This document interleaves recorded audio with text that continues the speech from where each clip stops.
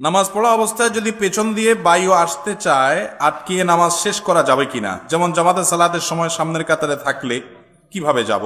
মাজার জিয়ারত করা আর মাজার সিজদা করার মধ্যে পার্থক্য কি? প্রতিবেশীর হক কতটুকু? এরপর প্রশ্ন হলো, অনেক সময় ট্রেনে যাত্রা করি কিন্তু টিকিট কাটি না, নামার সময় ভাড়াও চায় না, তখন ভাড়া না দিয়েই নেমে পড়ি, এক্ষেত্রে গুনাহ হবে কিনা? আবার মাঝে মধ্যে অর্ধেক রাস্তার টিকিট কাটি শুধু। ভাই, বান্দার হক নষ্ট করলে গুনাহ শুধু হবে না, এমন গুনাহ হবে যে গুনার মাফ আল্লাহ নিজে করবেন না, ওই বান্দার কাছ থেকে কি আমাদের ময়দানে মাপ নেওয়া ছাড়া উপায় থাকবে না।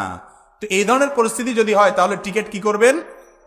কথার কথা 50 টাকার টিকিট ফাঁকি দিয়েছেন, বুঝেন নাই তখন, এখন আল্লাহর ভয় আসছি, যে ট্রেনের টিকিট 50 টাকা ফাঁকি দিয়ে আপনি চলে গেছেন, টিকিট কাটেন নাই, ওই ট্রেনের টিকিট এখন 50 টাকার স্ট্যান্ডিং টিকিট কিনবেন, কিনে ওটা ছিঁড়ে ফেলে দিবেন, ট্রেনে আর উঠবেন না। তাহলে টাকাটা কোম্পানি পেয়ে গেল, রেল কর্তৃপক্ষ পেয়ে গেল, আপনিও দায়মুক্ত হয়ে গেলেন। বুঝেন নাই কথা? বুদ্ধিটা বুঝেন নাই?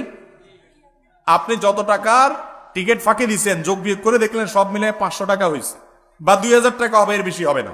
তাহলে এবার রেলের টিকিট ফাঁকি দিচ্ছেন, আপনি তো জানেন কোন রুটে চলাফেরা করেন, কিশোরগঞ্জ টু ঢাকা, আপনি এই রুটে চলাফেরা করে ফাঁকি ঝুঁকি দিচ্ছেন, সব মিলে মোট এতবার হবে, এত টাকার বেশি না। অত টাকার ট্রেনের টিকিট কিনে, স্ট্যান্ডিং টিকিট কিনলেন, কিনে সেটা ছিঁড়ে ফেলে দিলেন, আপনি ট্রেনে উঠলেন না, কিন্তু টাকাটা ঢুকিয়ে দিলেন, তাহলে টাকাটা মালিক পেয়ে গেল কি গেল না? আপনি দায়মুক্ত হয়ে যাবেন ইনশাআল্লাহ। এরপর প্রশ্ন হলো, প্রতিবেশীর হক কতটুকু? প্রতিবেশীর হক হলো তাকে কষ্ট না দেওয়া। প্রতিবেশীর হক কি ভাই? আপনার কোনো আচরণ দ্বারা যেন সে কষ্ট না পায়। আপনি জোরে কোরআন তেলাওয়াত শুনতেছেন, তার ঘুমের ক্ষতি হচ্ছে, এটা প্রতিবেশীর হক নষ্ট। আর গান শুনলে তো কথাই নেই।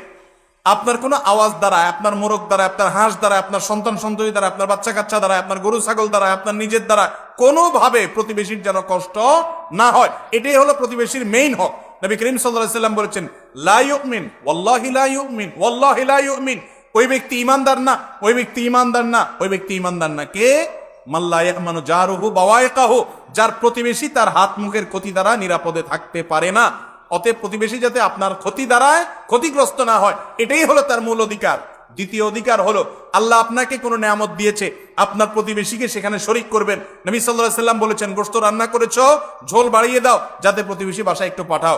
আমরা ছোটবেলায় দেখেছি, বাংলাদেশের প্রতিটা জেলায়, প্রতিটা অঞ্চলে কালচার ছিল, মা চাচিরা ভালো কিছু রান্না করলে, বাজার থেকে ভালো কিছু আনলে, এমনকি ফলমূল আনলে, পাশের বাড়িতে, পাশের ঘরে একটু একটু হাদিয়া পাঠাইতেন। এখন এগুলো আছে আর নাই, সব ইয়ানফসি, সব স্বার্থপর। মোরালিটি, মূল্যবোধ, নীতি নৈতিকতা, আদর্শ, এগুলো আজ মুসলমানদের থেকেও হারিয়ে গেল। অথচ এগুলো ছাড়া ভালো মুসলমান হওয়া যাবে না। মাজার জিয়ারত করা আর মাজার সিজদা করার মধ্যে পার্থক্য কি? মাজার জিয়ারত আর মাজার